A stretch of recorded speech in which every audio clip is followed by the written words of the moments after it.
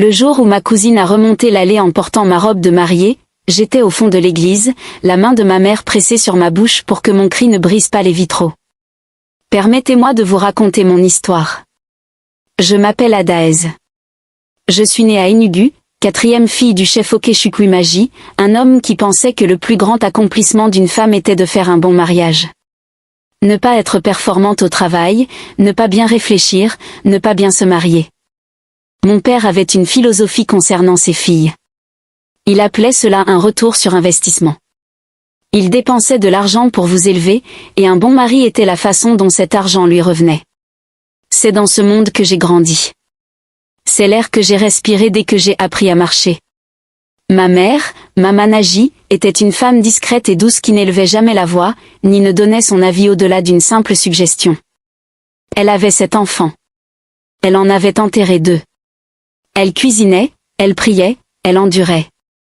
Et en grandissant, je me répétais, chaque soir, que je ne serais pas comme elle, que je construirais de mes propres mains quelque chose qu'aucun homme ne pourrait me prendre.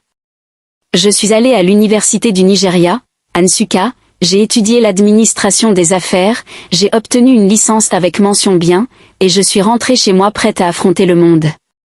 Mais le monde à Enugu n'avait pas bougé pendant mon absence. Mon père avait fait en sorte que je rencontre le fils de son ancien associé. C'est ainsi qu'il s'appelait, se rencontrer, comme si c'était naturel, comme si c'était mon idée. Il s'appelait Chidubem Okonkwo, Dub, comme on l'appelait. Quand je l'ai rencontré chez mon oncle, à Noël, il était sous un manguier, un verre de vin de palme à la main, riant d'une remarque de son ami. Je me suis dit, mon Dieu! Je le trouvais le plus bel homme que j'ai jamais vu. Il était grand, d'une taille qui impose le respect. La peau mate, une mâchoire carrée. Il avait cette façon de pencher la tête quand il vous écoutait, comme si rien d'autre n'existait. Il était ingénieur civil. Il revenait d'un contrat à Abuja. Il sentait le cèdre et l'ambition. Et moi, qui m'étais juré de ne jamais ressembler à ma mère, je suis tombée amoureuse comme une mangue emportée par le vent. Nous nous sommes fréquentés pendant 14 mois, ouvertement. Nos familles étaient au courant. Sa mère, une femme impressionnante nommée Mama Dub, est venue nous rendre visite 3 fois durant ces mois. À chaque visite, on nous apportait de la noix de cola, du schnapps et des conversations qui s'éternisaient tard dans la soirée. Mon père était ravi. Ma mère était ravie. Je n'avais jamais été aussi heureuse. Le vendredi après-midi, Dub venait en voiture jusqu'à mon bureau et s'asseyait devant le portail, attendant que je ferme. Il ne se présentait jamais. Il attendait, tout simplement. Et quand je sortais et que je voyais sa voiture, j'éprouvais un grand soulagement, comme un oiseau qui s'envole de son herbe. Il m'emmenait dans un petit restaurant d'indépendance Leyu où nous commandions toujours la même chose, de l'ofe onugbu avec de l'igname pilé et un malta bien frais. Nous avons parlé de tout, de son rêve de créer sa propre entreprise de construction, de mon projet d'ouvrir un cabinet de conseil, de la maison que nous allions construire. Il disait qu'il la dessinerait lui-même, qu'elle aurait un jardin assez grand pour un chien et 2 enfants, et qu'elle serait orientée à l'est pour que la lumière du matin y entre en premier. Je le croyais sur parole, sans exception. Ma cousine Chisson est arrivée de Lagos au bout de 10 mois de ma relation avec Dub. Chisson était la fille de la sœur de ma mère. Sa mère était décédée quand elle avait 12 ans, et Chisson avait donc grandi ballottée de famille en famille, quelques mois par-ci, quelques mois par-là, jusqu'à ce qu'elle finisse par s'installer à Lagos et se construire une vie dans la mode et les réseaux sociaux. Elle avait le teint clair, comme on en entendait dans notre ville des remarques déplacées. Elle avait de longs cheveux naturels, et son rire résonnait dans chaque pièce. Ses vêtements faisaient chuchoter mes tantes et attiraient les regards furtifs de mes oncles. J'adorais Chisson. Je veux être honnête. Avant que tout n'arrive, je l'aimais sincèrement, profondément. Elle était drôle et extravertie, et elle savait me faire sentir moi-même quand le poids des attentes familiales pesait sur moi.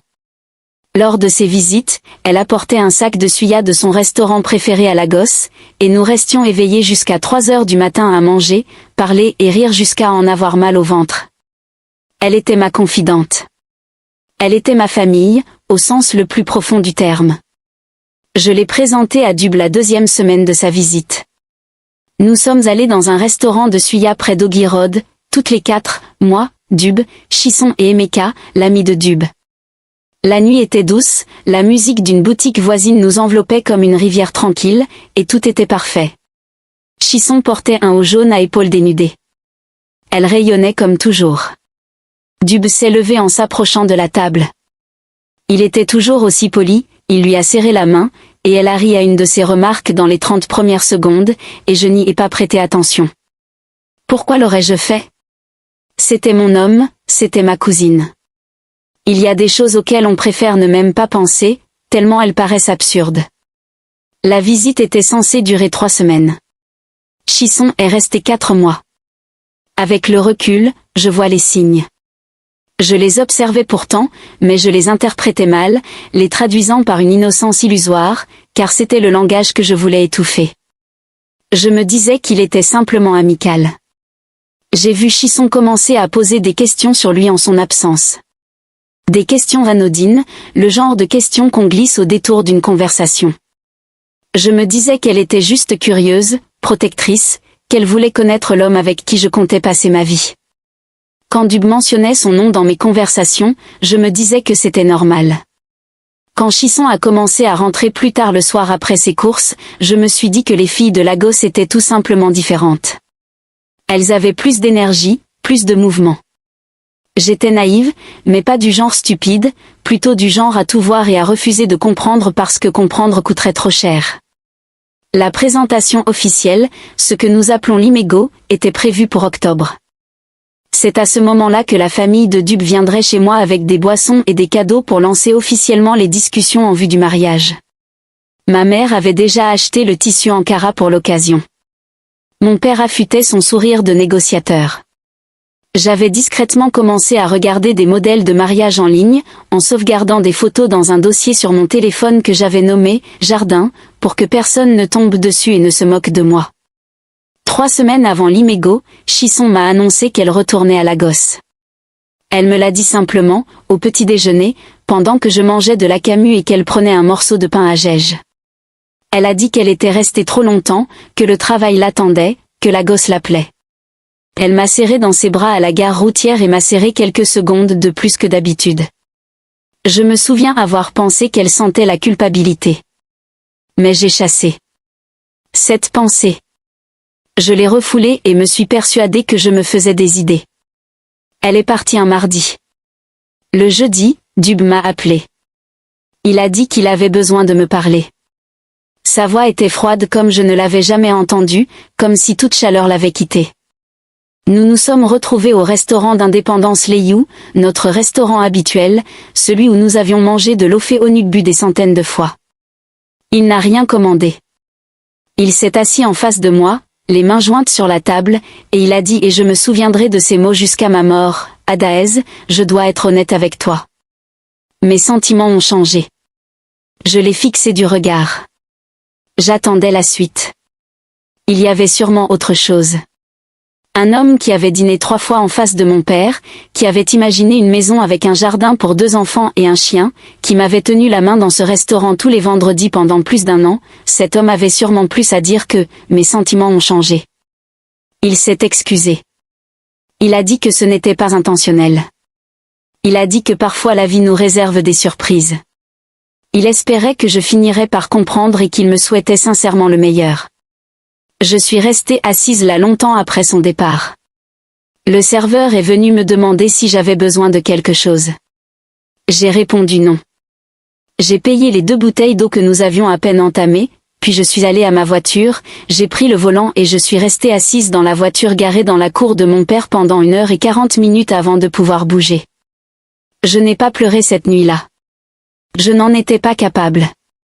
Le chagrin était trop lourd pour jaillir d'un coup, comme un harmattan qui gronde depuis des jours et qui finit par s'abattre, vous faisant réaliser sa force insoupçonnée jusqu'à ce qu'il arrache le toit de la maison. Je n'en ai encore parlé à personne, ni à ma mère, ni à mes sœurs, ni à mes amis. Je l'ai gardé pour moi, le laissant peser sur mes côtes, tandis que j'essayais de comprendre ce qui s'était passé. Je l'ai appelé 2 fois. La première fois, il a répondu et m'a répété qu'il était désolé. La deuxième fois, ça n'a pas marché. Je n'ai pas rappelé. J'ai trop de fierté. 2 semaines plus tard, ma tante, la sœur aînée de la mère de Chisson, tante Ngozi, a appelé ma mère. Elles ont longuement parlé. Quand ma mère est venue me trouver dans ma chambre, son visage exprimait une émotion complexe, comme si elle hésitait entre plusieurs expressions. Elle s'est assise au bord de mon lit, m'a pris la main et m'a dit « Ada, il faut que je te dise quelque chose. Chidubem Okonkwo était parti à Lagos. Il était à Lagos et il était avec Chizon. Pas en visite. Pas de passage. Avec elle. Ils se voyaient. » Ma mère a utilisé le mot « proche », car elle n'arrivait pas à prononcer le vrai mot. Ils étaient proches depuis cette soirée Suya à Ogi Road. Depuis la toute première semaine où ma cousine est entrée dans ma vie, imprégnée de l'air de Lagos, vêtue d'un haut jaune à épaules dénudées et avec son rire d'adolescente, aussi puissant que communicatif. Je sais ce que vous pensez. Vous vous demandez comment? Comment a-t-elle pu? Et je comprends pourquoi vous vous posez la question, car je me la suis posée moi aussi, encore et encore, jusqu'à ce que cette question devienne une sorte de refuge, un foyer que je ne voulais plus quitter. Tant que je la posais, je n'avais pas besoin de commencer à réfléchir à la réponse. La réponse, c'est qu'elle l'a fait parce qu'elle le voulait, et qu'elle le voulait plus que moi. Voilà. C'est toute la vérité, aussi crue soit-elle. Pas de discours de méchante. Pas de confrontation dramatique. Pas de moment où elle m'a fait asseoir pour m'expliquer, les larmes aux yeux. Elle a juste fait son choix. Dubem a fait son choix lui aussi. Il s'était choisi alors que je sauvegardais encore des photos de mariage dans un dossier intitulé « Jardin ». Les mois qui suivirent furent parmi les plus longs de ma vie. J'ai perdu du poids inutilement. J'ai cessé de sortir le vendredi soir avec mes amis, car chaque stand de Suya me rappelait cette première soirée à Ogi Road. J'ai arrêté d'écouter certaines chansons. Je me suis mise au travail avec la férocité d'une femme qui érige un mur autour d'elle, brique par brique, pour que rien ne puisse entrer ni sortir. J'ai créé mon cabinet de conseil. J'ai embauché 2 personnes. J'ai commencé à prendre des clients. Je me suis investie corps et âme dans mon travail, car il ne pouvait pas me trahir. Les chiffres ne vous quittent pas pour votre cousin. Les tableurs ne regardent pas quelqu'un d'autre en disant « mes sentiments ont changé ». Mon père était furieux, comme le sont les hommes de sa génération quand les choses ne se déroulent pas comme prévu. Pas à cause de moi. Pas parce que sa fille souffrait. Mais parce que leur plan avait échoué. Il l'avait déjà dit à ses amis. Il avait discrètement entamé une campagne auprès des aînés de sa génération. Cette rupture l'embarrassait et il laissait transparaître cette honte sur son visage, comme une éruption cutanée qu'il ne pouvait s'empêcher de gratter. Ma mère était silencieusement dévastée, comme toujours. Elle m'apportait à manger, mais je ne mangeais pas, et s'asseyait près de moi dans un silence qui en disait plus que tous les mots. Mes sœurs se relayaient pour me soutenir. Ojuchuku exprimait sa colère en mon nom. Nena priait. Amarakol portait des ragots sur Dubem, pour la plupart inventés, mais tellement agréables à écouter. Ce dont personne ne parlait. Ce que tout le monde évitait soigneusement, comme une fissure dans le sol, Chizon. Parce que Chizon était de la famille. Et dans notre monde, on ne parle pas trop fort des relations familiales. On pleure en privé. On pardonne en public. On dit que Dieu est aux commandes à table et on avale le reste avec son assiette. 11 mois passèrent. J'avais commencé lentement et douloureusement à me reconstruire. Non pas parce que le temps guérit tout. C'est un mensonge qu'on vous raconte parce que la vérité est trop lourde à porter. Mais parce que j'étais têtue et que je refusais que cela me brise. Je reconstruisais mon entreprise. J'avais recommencé à faire du jogging le matin. J'avais recommencé à rire. Un vrai rire. Pas un rire de façade. Contre toute attente, je commençais à aller mieux. Et puis mon oncle Chukwumeka, le frère de ma mère, appela mon père pour lui annoncer que son fils Tobena allait se marier. C'était une bonne nouvelle. Tobena était un homme bien, calme et posé. Un médecin qui revenait d'une mission en Allemagne. Toute la famille appréciait Tobena. Son mariage allait être grandiose. Un mariage dont les familles dénugues parleraient pendant des années. L'église était réservée. La salle était réservée. Le traiteur était réservé. L'ASO Ebi était d'un bordeaux profond et or, un tissu qui, selon ma mère, l'avait rajeunie de 20 ans lorsqu'elle l'avait essayé. Ma mère m'a parlé du mariage avec des yeux brillants. J'ai souri et lui ai dit que j'étais heureuse pour Tobena. Et je l'étais vraiment. J'étais capable de ressentir cela. L'invitation est arrivée 3 semaines avant l'événement. Une carte blanche aux lettres dorées. Traditionnelle et magnifique. Je l'ai lue 3 fois. La cérémonie a eu lieu le samedi à l'église anglicane Saint-Paul-des-Nugus. La réception a suivi à l'hôtel présidentiel. Je suis allée faire du shopping pour trouver une tenue. J'ai choisi une robe vert foncé qui, selon mon amie Féoma, me donnait une allure de reine. Je me suis fait coiffer le jeudi précédent. Je me suis entraînée à sourire devant le miroir. Non pas que mon sourire soit forcé, mais parce que je savais que la journée serait longue et remplie de rencontres, et je voulais être prête. Le samedi matin arriva. L'air était lourd et doré, comme le sont les matins d'Enugu pendant l'harmattan. Cette chaleur sèche si particulière qui enveloppe la peau comme un voile. Je me suis habillée avec soin. J'ai vaporisé du parfum sur mes poignets et à la base de mon cou. J'ai accompagné mes parents à l'église. Elle était déjà pleine à notre arrivée. Des fleurs partout. Des lys blancs et des roses bordeaux débordaient de grands vases au bout de chaque banc. Un orchestre jouait une musique douce et riche encore de près de l'autel. L'air embaumait le parfum des fleurs fraîches, les tissus neufs et cette excitation si particulière qu'on ne ressent dans les églises que les jours de mariage.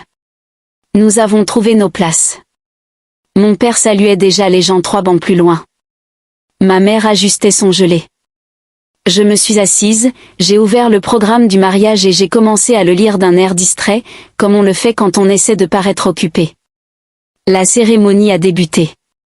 Le cortège du marié est entré en premier. Tobena, visiblement ému et heureux, portait un agbada blanc brodé d'or, entouré de ses garçons d'honneur en bordeaux assortis. Mes tantes ont laissé échapper des exclamations d'admiration. Mon oncle Chukwumeka pleurait déjà. J'ai souri. C'était magnifique. Je me suis laissé imprégner par cette beauté. Puis la marche nuptiale a retenti. Les portes du fond de l'église se sont ouvertes. La première demoiselle d'honneur est entrée. Puis la deuxième. Puis la troisième.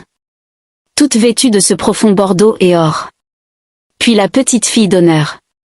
Et enfin la mariée. Mon regard s'est porté instinctivement sur la mariée. Comme tout le monde.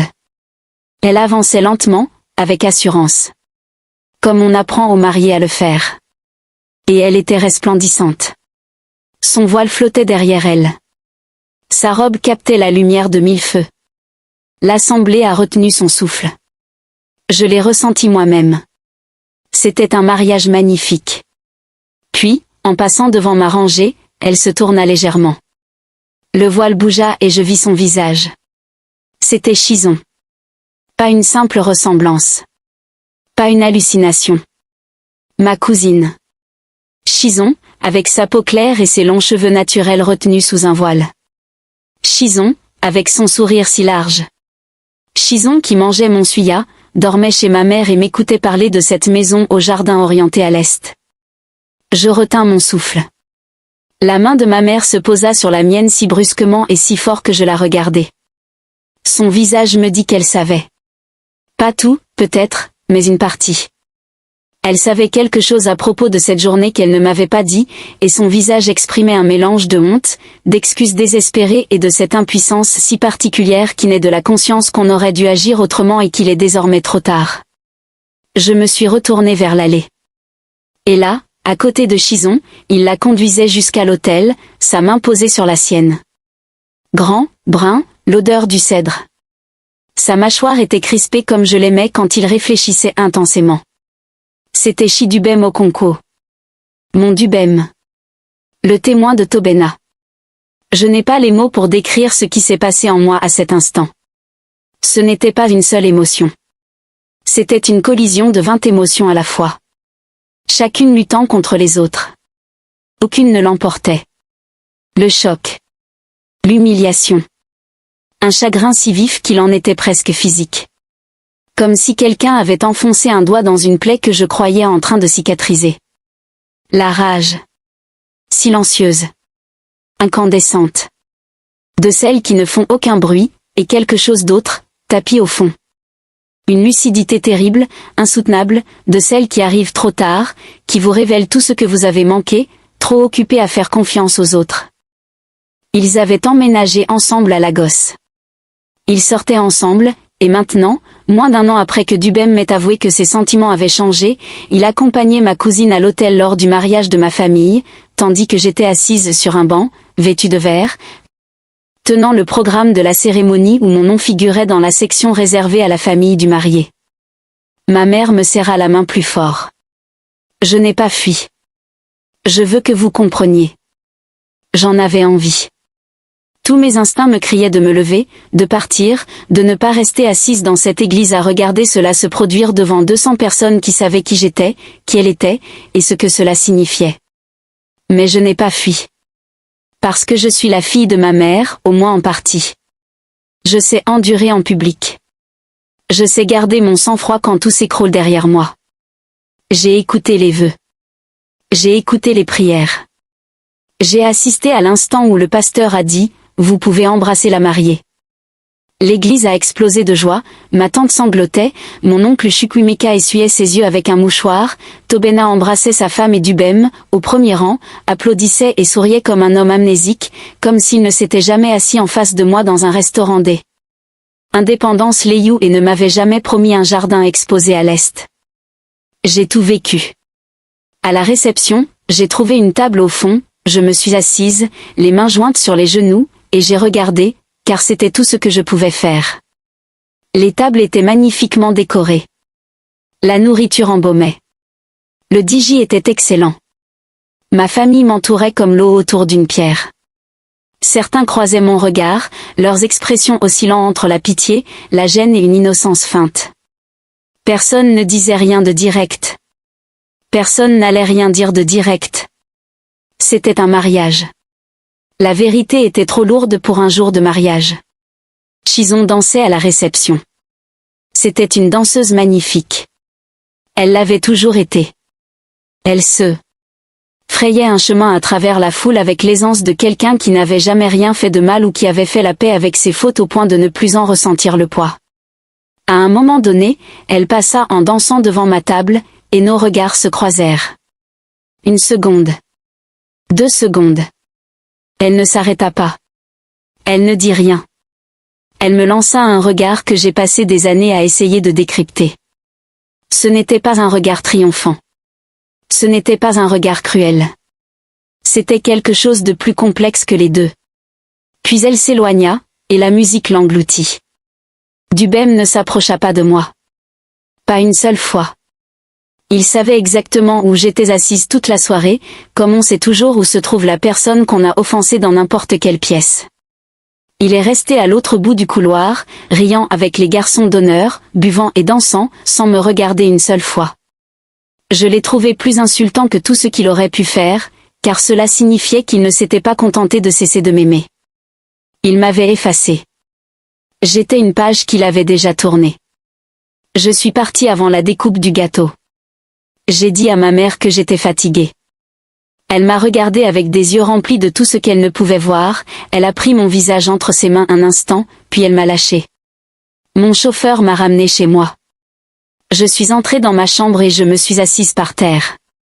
Pas sur le lit, par terre. Et je suis restée là jusqu'à ce que la lumière qui entrait par ma fenêtre passe de l'orange du soir au bleu nuit. Et puis, quelque chose s'est produit en moi. Pas de façon spectaculaire, pas avec le tonnerre. C'était silencieux, comme une porte qui se ferme au fond d'une maison.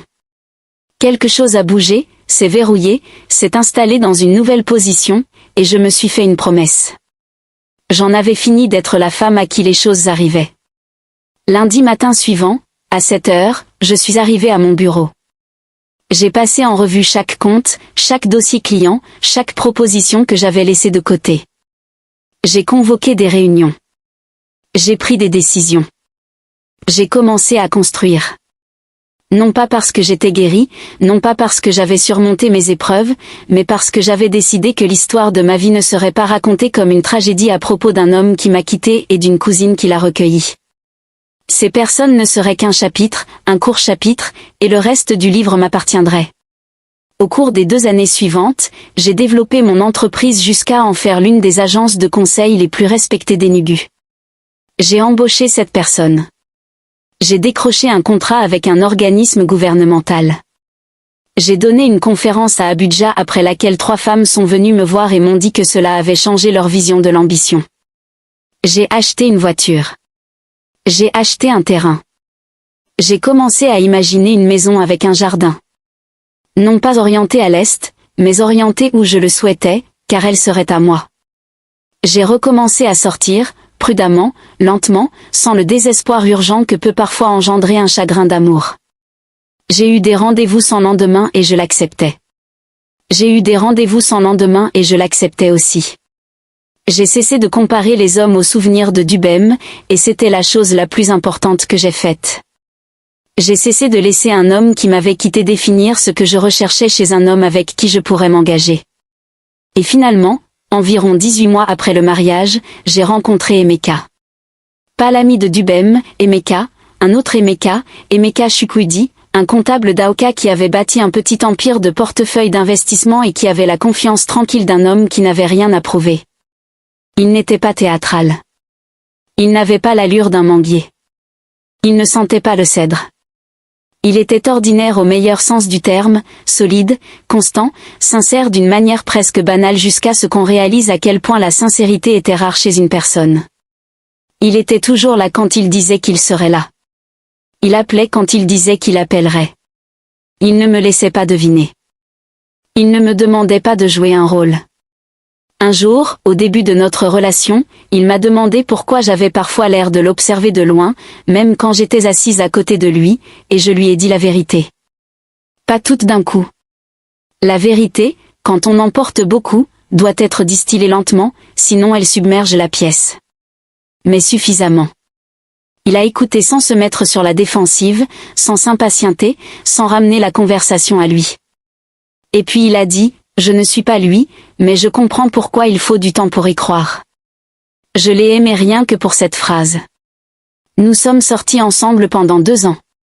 Sa famille venait chez la mienne avec des noix de cola, du schnapps et des conversations. Mon père, à ce moment-là, avait appris l'humilité. L'expérience du point brisé lui avait appris que sa théorie de l'investissement dans ses filles était une philosophie aux graves failles structurelles. Il était assis en face de la famille d'Emeka, avec une dignité plus discrète, et pour une fois, il m'a demandé mon avis avant de dire quoi que ce soit d'autre. Un progrès, même minime, est un progrès. Notre mariage a eu lieu en juillet, un samedi, une de ces journées qui semblent choisies par hasard, lumineuse, pleine et chaleureuse sans être cruelle. Je portais une robe que j'avais dessinée avec une couturière d'Enugu, ivoire avec des fleurs brodées à la main à l'ourlet. Mes sœurs étaient demoiselles d'honneur. Ma mère a pleuré dès que nous avons quitté la maison et n'a cessé que bien après le début de la réception. Mon père me tenait le bras en marchant et, pour une fois, il n'a rien dit, ce qui était le plus beau cadeau qu'il pouvait me faire. Emeka m'attendait à l'hôtel. Il m'attendait comme un homme attend lorsqu'il est certain de son choix. Ni nerveux, ni agité, mais immobile et ancré comme un arbre qui sait où il est. Il a serré ma main 2 fois. C'était tout. 2 étreintes. J'ai compris leur signification. Les vœux que nous avions écrits nous-mêmes. Devant 200 personnes, j'ai dit, entre autres, que l'amour ne doit pas vous coûter votre propre personne, que lorsqu'il est véritable, il vous enrichit plutôt qu'il ne vous enlève, et que j'avais appris cette différence non pas dans les années faciles, mais dans les épreuves. J'ai dit que je n'étais pas à cet hôtel malgré tout ce que j'avais traversé, mais grâce à cela, que la femme assise par terre en robe verte avait pris une décision, et que cette décision m'avait mené jusqu'ici. Personne n'a pu retenir ses larmes dans l'église, moi y compris. Qu'est-il arrivé à Dubem et Chizon? Vous voulez savoir? Bien sûr. Je vais vous le dire. Non pas pour dire, je vous l'avais bien dit, même si, pour être honnête, une petite voix en moi a ressenti quelque chose en l'apprenant, mais parce que l'histoire serait incomplète sans cela. Ils se sont installés définitivement à Lagos après le mariage. Pendant un temps, à en croire les témoignages, tout allait bien. Chizon travaillait dans la mode. Dubem avait décroché un nouveau contrat d'ingénieur. Il publiait sur les réseaux sociaux, comme on le fait pour se rassurer soi-même et annoncer la nouvelle à son entourage. Les photos étaient magnifiques. Les légendes étaient optimistes. J'en ai vu quelques-unes au début, avant de décider d'arrêter de chercher, car il y a des peines dont il faut se protéger, comme d'une flamme qu'on voit sans s'en approcher. Au bout de 3 ans, les rumeurs ont commencé à circuler. Ma tante Ngozi, qui n'a jamais hésité à révéler ce qui brûlait d'avance, a confié à ma mère que Shizon et Dubem traversaient une période difficile, il était souvent en déplacement professionnel et revenait toujours différent, l'argent était devenu un sujet de discorde, celui qui vivait gratuitement chez eux, et ce qui, à l'origine, pouvait mener à l'infidélité, peinait à trouver un terrain solide, car les fondations étaient toujours fragiles. Je ne connais pas toute la vérité sur leur mariage. Je ne connais que les bribes qui me sont parvenues par le biais des chaînes familiales, ces chaînes qui finissent toujours par tout emporter, même en gardant le silence. Ce que je sais, c'est qu'au moment de mon mariage avec Emeka, Dubem et Shizon se livraient à une guerre silencieuse qu'aucun des deux ne parvenait à gagner. Ce que je sais, c'est que la photo a cessé d'apparaître. Ce que je sais, c'est que Shizon a appelé ma mère une seule fois, et qu'elle est restée ensuite assise dans la cuisine pendant un long moment, sans rien dire. Elle ne m'a jamais dit ce que Shizon avait dit. Je ne lui ai jamais posé la question. Certaines conversations appartiennent à ceux qui les ont eues, et d'autres resteront à jamais inconnues de moi. Ce que je peux vous dire, c'est que je n'étais pas heureuse. Ou du moins, j'ai essayé de ne pas l'être. Je suis sincère. Il y a eu des moments, bref, où une part de moi, dont je n'ai pas à être fière, a ressenti une pointe de satisfaction en apprenant leurs difficultés. C'est humain. C'est même une chose horrible, mais c'est humain. J'ai choisi de ne pas y prêter attention, car considérer leur souffrance comme une victoire m'aurait rabaissé, et j'avais passé trop de temps à me construire pour gâcher tout cela dans l'amertume. Ma vie avec Emeka n'était pas un conte de fées au sens dramatique du terme. C'était mieux que ça. C'était la réalité. C'était ces samedis matins où il préparait des œufs parce qu'il savait que je n'avais pas la patience de cuisiner avant 10 heures. C'était ces désaccords financiers que nous avions à table et que nous réglions à table, sans que personne ne dorme ailleurs. C'était cette grossesse qui nous a autant effrayés qu'enthousiasmés. Et cette fille née en mars, qui est arrivée au monde en hurlant comme si elle avait quelque chose à dire et qui n'a pas cessé depuis. Nous l'avons appelée Chidima. Cela signifie « Dieu est bon ». C'est la petite personne la plus bruyante et la plus opiniâtre que j'ai jamais rencontrée, et je l'aime d'un amour si intense qu'il me surprend chaque jour. Nous avons construit notre maison. Ce n'est pas celle que Dubem avait imaginée. Elle est mieux parce qu'elle est réelle. Elle a un jardin. Je l'ai planté moi-même. J'ai choisi son orientation. Il se passe quelque chose de particulier quand on survit à ce qui semblait devoir nous détruire. Pas immédiatement. Cela prend du temps, parfois des années, mais finalement, on arrive à un point où l'on peut regarder la pire chose qui nous soit jamais arrivée et comprendre que ce n'était pas la fin de notre histoire. C'était l'histoire. Toute l'histoire. La blessure, la guérison, la reconstruction, la vie. Tout cela fait partie de l'histoire, et c'est vous qui la racontez. Je vous le dis maintenant. Non pas parce que Dubem a de l'importance. Il n'en a plus. Plus comme avant. C'est quelqu'un qui a quitté ma vie, et il a laissé un vide que j'ai choisi de combler avec de meilleures choses. Non pas parce que Shizon compte. Pas dans cette plaie encore béante. Je garderai toujours pour elle des sentiments complexes. Amour, chagrin et colère s'entremêlent en une chose indescriptible. Mais elle n'a plus d'emprise sur mes jours. Elle a fait ses choix. J'ai fait les miens. Je raconte cette histoire parce que quelqu'un la regarde en ce moment même, assis dans une voiture garée dans une propriété, incapable de bouger. Quelqu'un qui vient d'apprendre que la personne en qui il avait confiance a choisi quelqu'un d'autre, ou que le membre de sa famille qu'il aimait a préféré ses propres désirs au cœur de sa cousine. Quelqu'un qui est plongé au cœur du pire et qui ne voit pas le bout du tunnel. Je veux que vous m'écoutiez. Vous verrez le bout du tunnel. Pas aujourd'hui. Peut-être pas cette année. Mais la terre se remettra sous vos pieds. Votre appétit reviendra. La musique que vous ne pouviez plus écouter deviendra celle que vous pourrez à nouveau écouter à plein volume. Le travail auquel vous vous consacrez corps et âme commencera à porter ses fruits. La personne qui arrive, qui vous voit clairement et reste malgré tout, n'est pas un fantasme. Elle est en chemin. Vous ne pouvez pas la brusquer, et vous ne la trouverez pas en fuyant vous-même. Vous la trouverez en devenant si pleinement vous-même qu'elle puisse vous reconnaître entre mille. La maison que vous construirez aura un jardin. Plantez-le vous-même. Choisissez son orientation. Et quand on vous demandera comment vous avez survécu au pire chapitre de votre histoire, vous répondrez ce que je vous dis maintenant. J'ai décidé que ce chapitre se refermait, et j'ai tourné la page.